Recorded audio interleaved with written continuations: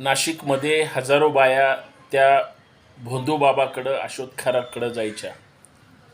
जेवढे काही व्हिडिओ आले ते सगळ्या व्हिडिओमध्ये त्यांनी महिलांचं लैंगिक शोषण केलं.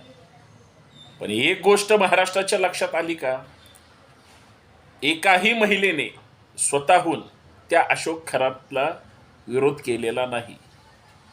म्हणजे त्याला पूर्ण मोकळीक दिली. त्याच्यासोबत त्या स्वयंखुशीनं ते सगळं वाईट घाणेरडं कृत्य करत होत्या असंच वाटतं. भले त्यांना काही खाऊ घातलं असेल, हिप्नोटाईज केलं असेल, काही असेल, पण काही व्हिडिओमध्ये तसं अजिबात वाटत नाही, कारण त्या चांगल्या बोलतात.